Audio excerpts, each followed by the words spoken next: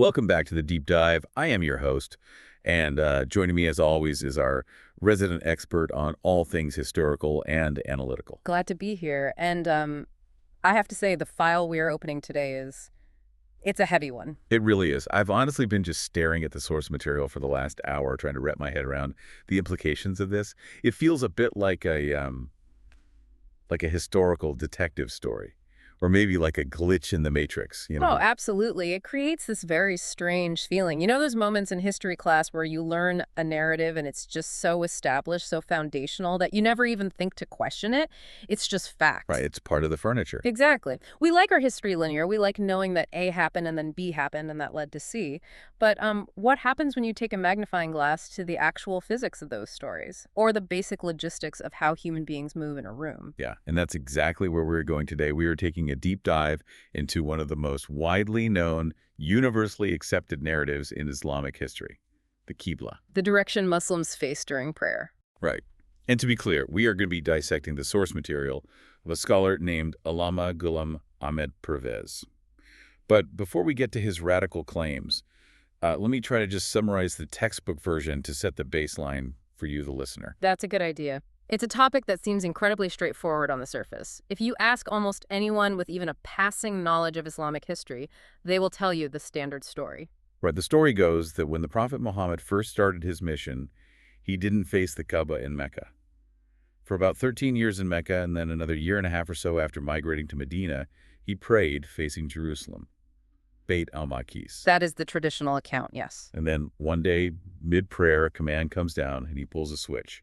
He changes direction right then and there to the Kaaba in Mecca. The narrative of the change of Qibla, it's traditionally framed as a test of obedience, a very dramatic, cinematic moment of shifting allegiance. But today, we are looking at Allama Parvez's writings, and he doesn't just poke holes in that story. He essentially takes a sledgehammer to the foundation of the entire building. He certainly does not mince words. Parvez was a rationalist scholar. He was very active in the mid-20th century, and his whole approach is that history must align with the Quran and, crucially, with basic logic. And his thesis here is, it's radical. He argues that the Prophet Muhammad never prayed facing Jerusalem. Not for a day. Not for a minute. Not for a single prostration. That is a massive claim. He's saying the Kaaba was the Qibla from day one. From day one. He argues that the entire story of the change, the idea that the Prophet spent 15 years facing a Jewish holy site before switching, is a complete fabrication. Wow. He calls it physically impossible, theologically contradictory, and historically invented. Okay, let's unpack this. Because if he's right, it changes the entire psychological landscape of early Islam. It's not just a detail about coordinates on a map. It's about the identity of the faith itself. It really is. It's a fascinating journey because it forces you to look at the difference between ritual and ideology. And we have a ton of material to get through. We're going to look at the geography, the actual crime scene analysis of the mosque where this switch supposedly happened. We're going to look at the theology, like why would a universal prophet face a nationalistic center? And we're going to look at the conspiracy aspect. Who invented this story, according to Parvez, and why? So let's start with the hard evidence. The physics. Parvez calls this the geographical absurdity. And I want to pause here and actually visualize this for you. Because switching directions sounds simple on paper. You just turn around, right? That's how we usually picture it. But Parvez treats this like a forensic reconstruction. To understand his objection, we really have to visualize the map of the Arabian Peninsula. Okay, let's do it. Picture Medina. It's the pivot point here. Now, where is Jerusalem relative to Medina? Geographically, Jerusalem is straight north. And where is Mecca? Mecca is south. That is the critical piece of data. Medina sits almost directly between them. So if you are in Medina and you are facing Jerusalem, you are facing north. Okay. If you want to face the Kaaba, you have to face south. Simple enough. North versus south. They are polar opposites. Now let's go to the traditional story. It centers on a specific event at a place commonly known as Masjid Qiblatain, the mosque of the two Qiblas. Right. I've seen pictures of it. The narrative says the Prophet was leading the noon prayer Zuhr. He had finished 2 units or rakats facing Jerusalem. So he's facing north. Yes. And we have to look at the mechanics of a congregational Islamic prayer. This isn't a loose mob of people standing randomly. It's a grid. It has military precision. Tight row, shoulder to shoulder. Exactly. You have the imam at the front. He is the general leading the formation. So picture the scene. It's the noon prayer. The prophet is at the northernmost point of the mosque facing Jerusalem. The congregation is lined up in tight rows behind him, filling the room all the way to the south. Okay, I've got the mental image. Everyone is looking north. The prophet is at the head of the formation up against the north wall. Now the command drops. Turn to the Kaaba. The Kaaba is south. That is a dead-on 180-degree flip. So the prophet, who is at the front, turns around, and what does he see? He sees the front row. He's staring them right in the face. And this is where the logistics entirely fall apart. In Islamic prayer, the imam must be ahead of the congregation. He leads. He cannot lead from the opposite side facing them. Right, that invalidates the whole structure. So if he turns around 180 degrees, he is now technically standing behind the last row, which has now become the front row, but he's physically trapped at the old front. Oh, I see the problem. To get to his proper position, the new front, which is the south wall, he has to physically walk through the entire congregation. It's a logistical nightmare. Imagine him trying to navigate through rows of bowing or standing men in the middle of a solemn prayer. Excuse me, pardon me, revelation coming through. It breaks the solemnity completely. You're in the middle of this deep connection with the divine, and suddenly the imam is squeezing past you to get to the back of the room. And it's not just him. The entire congregation has to flip. The back row is now the front row. The people on the right flank are now on the left flank. The geography just completely ruins the mechanics. Parvez argues that if you actually play this out physically in real time, it's a chaotic shuffle. It's clumsy. Wait, let me play devil's advocate for a second. Couldn't they just rotate in place? Like everyone just spins around on their heels? They could spin, but the rows would be inverted. The imam who's leading is now stranded at the back. So for the prayer to continue validly, he either has to shout from the back of the room, which breaks the rules of formation, or he has to walk all the way to the new front. Or the entire congregation has to moonwalk past him to get behind him again. Exactly. It sounds like a scene from a comedy sketch. It really does. Parvez calls it physically and practically absurd. He argues that the prayer is a disciplined, solemn ritual. He asks why. Why would God command a change in such a chaotic manner? Right. If the direction needed to change, why not wait until the next prayer? Or why interrupt the flow with a command that necessitates a 180-degree physical relocation of a packed room? That's a very fair point. If God is all-wise, why choose the one moment that causes maximum physical confusion? And Parvez argues this physical impossibility is the first major clue that this story is a later fabrication. It reads like a legend. It's a dramatic, cinematic moment. But real life has physics. Legends don't. It's the CSI moment. The physics just don't fit the story. But Parvez doesn't stop at the geography. He goes deeper into the theology. And this is where the deep dive gets really interesting for me. He talks about the why. Exactly. Because let's say theoretically everyone just shuffled around and made it work. Parvez says the bigger problem is the meaning of the direction itself. Yes. This is the transition from could it happen to would it happen. Parvez argues that facing Jerusalem contradicts the very core of the prophet's mission. And that mission, according to Parvez, was to revive the Millat-e-Ibrahim. The way of Abraham. This is crucial context for you to understand his argument. Parvez emphasizes that the Prophet Muhammad wasn't bringing a new religion in a vacuum. He was sent to revive the original monotheism of Abraham. And what is the central physical symbol of Abraham's legacy? The Kaaba. Abraham built the Kaaba. That's explicit in the Quran. It is explicit. Abraham built the Kaaba as the first house for humanity. Parvez highlights that the Kaaba was designed to be a universal center. It wasn't for a specific tribe or specific race. It was for mankind. Okay, so the Kaaba represents universalism. Contrast that with Jerusalem, specifically the Temple or Beit al-Maqdis. In Parvez's analysis, how did the Israelites view the Temple? Well, historically, it was the absolute center of the Jewish people. Right. It was the house of the God of Israel. It was deeply tied to lineage, to race, to the specific history of the chosen people. In Parvez's view, Jerusalem was a nationalistic and racial center. So the argument he's making is, why would a prophet with a global universal mission turn his back on the universal center to face a nationalistic center? Precisely. Parvez argues it is conceptually impossible. Imagine the prophet is in Mecca for 13 years. The Kaaba is right there. It was built by his ancestor Abraham, the very figure he's trying to emulate. It represents the global unity of God. Why would he ignore it?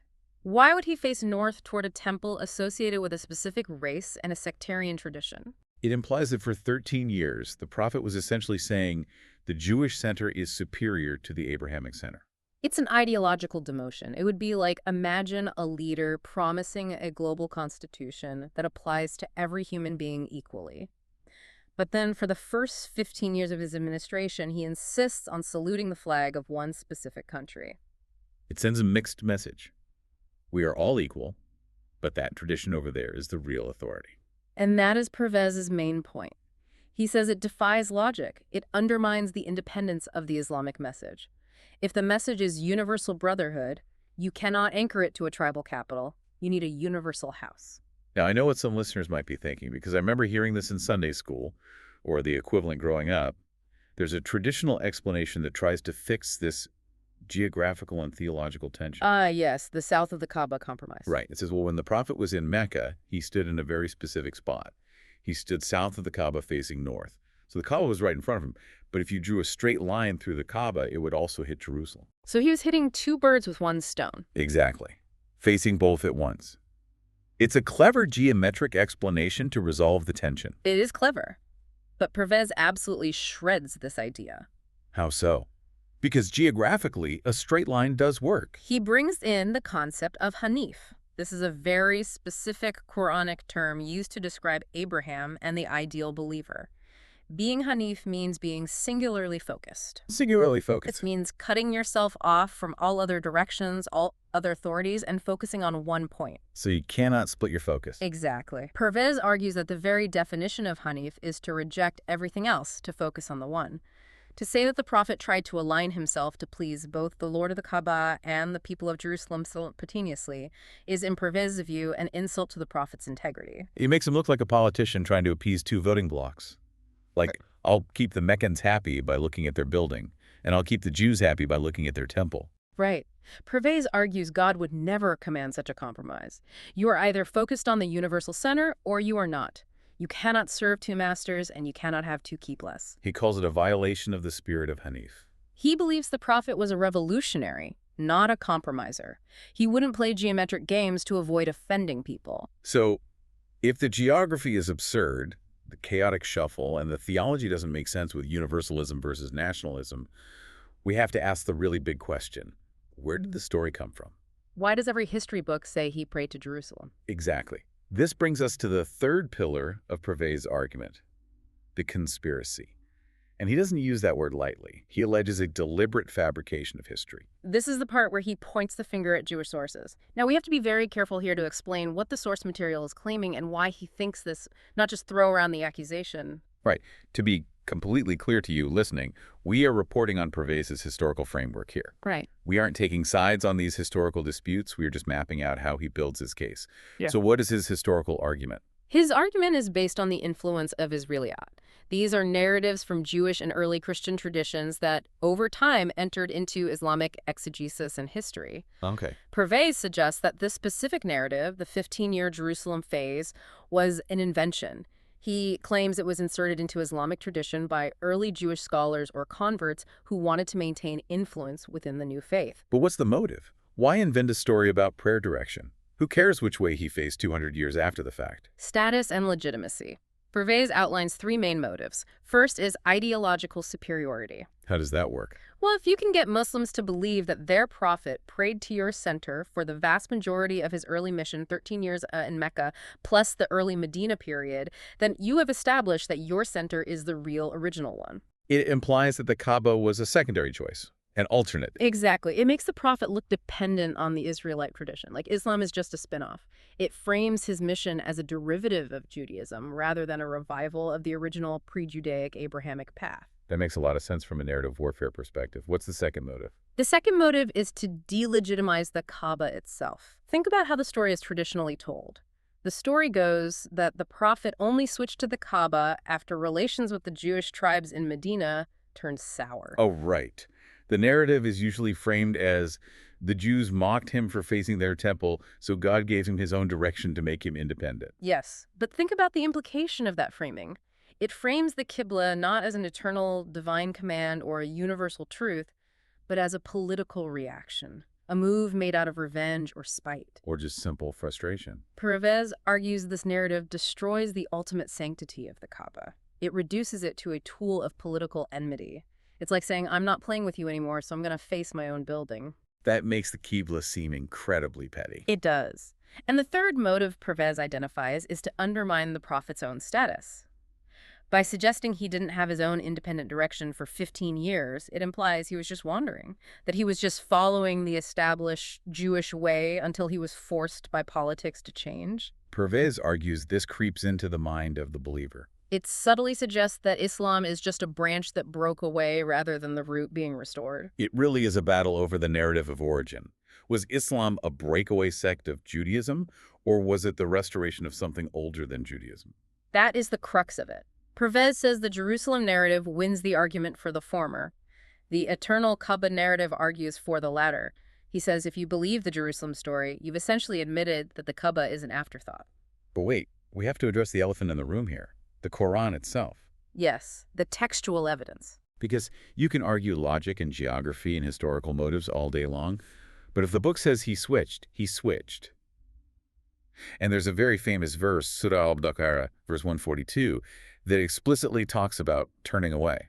This is the major textual hurdle Parvez has to clear. The traditional reading of that verse is translated usually as, the foolish among the people will say, what has turned them away from their Qibla, which they used to face. Used to face. That sounds like past tense. That sounds like they were facing one way and now they are not. It seems pretty open and shut against Parvez. Most translators interpret it exactly that way. They even add parenthetical text to clarify it, implying what turned them away from Jerusalem, which they used to face. Right. But Parvez is a scholar of the Arabic language, and he offers a radically different translation based on the context of what he calls the Jewish objection. How does he flip it? Because turned away seems to inherently imply movement from something you were previously doing.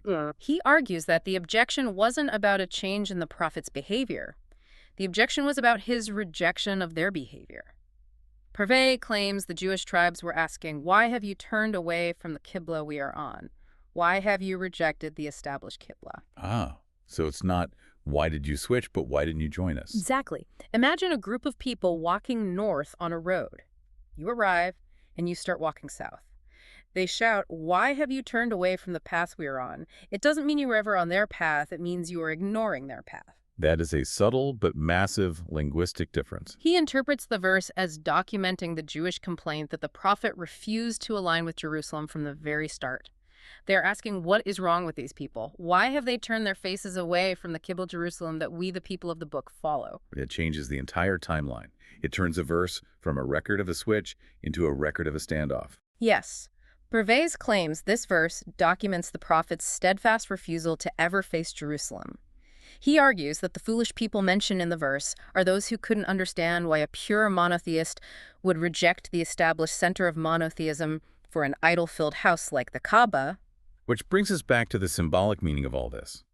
Because if the prophet insisted on the Kaaba, even when it was full of idols, and remember at this time historically the Kaaba had something like 360 idols inside it, and even when the people of book had a clean functioning temple in Jerusalem, it means the Kaaba represented something much bigger than just the physical building. Now we are getting to the real heart of Parvez's philosophy, the Qibla as a symbol. He argues we have to stop thinking of the Qibla as just north, south, east, west. It's not a compass point, it's a flag. He uses the analogy of a national flag explicitly right. He does, and it's a very powerful analogy. Think about a flag.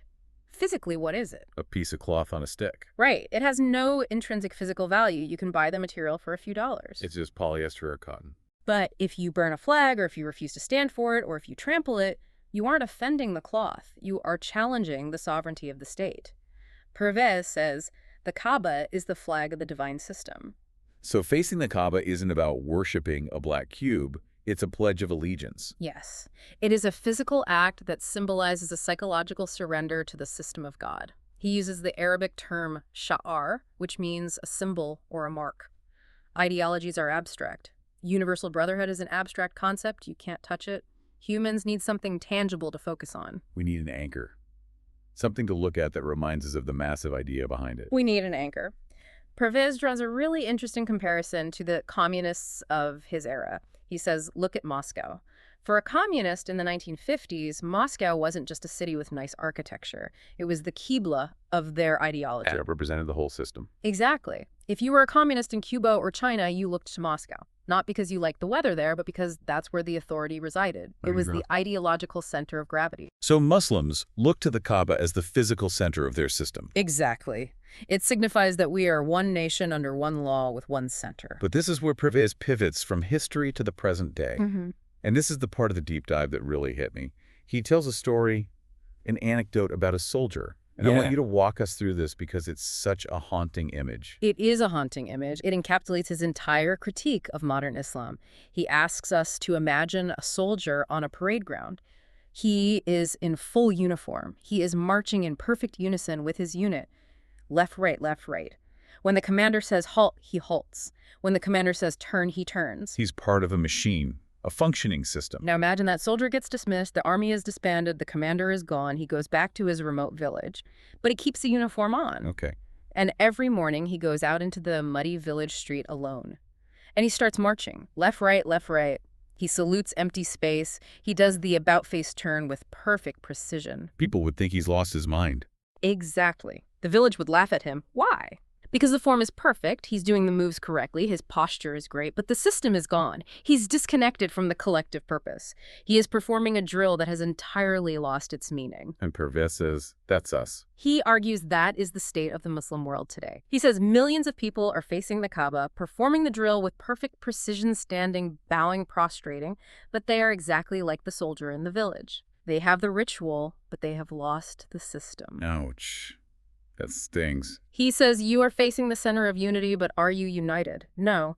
You are facing the center of one authority, but are you following 100 different sects? You are saluting the flag, but the country has dissolved, so the ritual becomes empty gymnastics. This connects directly to his view on sectarianism. Because if the Qibla is the flag of one united system, then what are sects? Sects are mutinies. This is Parwez at his most uncompromising. He equates sectarianism with shirk. Shirk. That is polytheism. That's the heavy artillery in Islamic theology. Usually people think of shirk as bowing to a physical idol. Parwez says calling yourself a Sunni or a Shia is shirk. Yes. His logic is ruthless here. He says God named the believers Muslims. Full stop. That is the name given in the Quran. The Kaaba is the center for Muslims. So if you add a label. If you add a label, if you say, I am a Sunni Muslim, or I am a Shia Muslim, or I am a Deobandi, you are shifting your loyalty. You are acknowledging a secondary center of authority. You are essentially saying, I follow the Kaaba, but I also follow this scholar or this historical lineage or this specific school of thought. You're splitting the Qibla. You are splitting the focus. Remember the concept of Hanif, singular focus. Parwez argues that as soon as you accept a sectarian label, you cease to be Hanif. You have set up partners with the divine system. He argues that even if you physically face Mecca, if your heart is tied to a sect, you have technically lost the Qibla. It's a radical call for unity. He's basically saying drop the labels or you aren't really facing the Kaaba at all. And he connects this right back to the Jewish conspiracy idea we discussed earlier. He argues that just as the Jerusalem Qibla story was an attempt to dilute the independence of Islam's sectarianism, is the ultimate victory of that dilution. It breaks the one nation, the Ummah, into warring tribes, just like the pre-Islamic Arabs. So for Parwez, the eternal Qibla isn't just a historical argument about where the Prophet prayed in 620 AD. It's a prescription for the modern world. Exactly. He's saying, stop fighting over history books that were corrupted centuries ago. Go back to the Quran. The Kaaba was always the center. It represents one indivisible humanity under one system. If you want to fix the chaos of the modern Muslim world, you don't need new rituals. You need to understand the meaning of the ritual you are already doing. It's powerful stuff. Let's try to summarize this because we've covered a massive amount of ground today, and I want to make sure you listening have the whole picture clear in your mind. It is a lot to take in. Point one was the geography. The traditional story of the mid-prayer switch requires a 180-degree turn that Parwez argues is logistically absurd and turns a solemn prayer into a chaotic shuffle. Right. Point two was the theology. The Prophet's mission was to revive the way of Abraham. Abraham built the Kaaba as a universal center.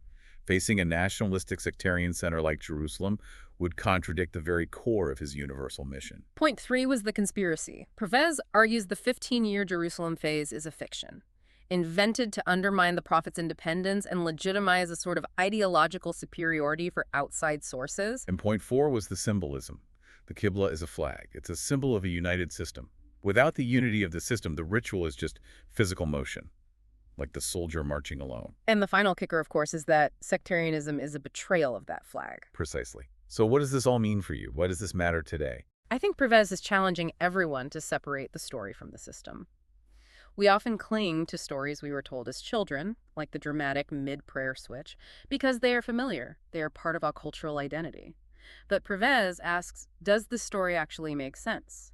Does it align with the dignity of the prophet? Does it align with the text of the Quran? He's asking us to use our reason, to not just be passive recipients of tradition. He is. He's asking believers to strip away centuries of what he considers accumulated dust, the fabricated hadiths, the sectarian biases, the illogical legends, and find the logical, rational core of the faith. He wants to move Islam from being a religion of rituals to a system of life. It's a call to prioritize the present reality over the mystical past. If the Qibla is about unity and we aren't united, then the Qibla isn't working. Or rather, we aren't working the Qibla. The symbol is there, the signal is broadcasting, but the receivers are tuned to different frequencies. That is a profound place to land. I want to leave you with this final provocative thought, something for you to chew on after you finish listening. We talked about the soldier marching alone in the village. Perfect uniform, perfect form, but totally disconnected from the army. If the Muslim world today is 1 billion people marching in perfect form, facing the same black cube, but they are politically divided, economically fragmented, and sectarian at heart, have they actually lost the Qibla, even while looking right at it? Ideally, the Qibla isn't just a direction you look, it's a direction you move. And if everyone is moving in different directions, the Qibla, in the Parvesian sense, has indeed been lost. Something to really think about. Thanks for diving deep with us today. A pleasure. We'll see you on the next Deep Dive.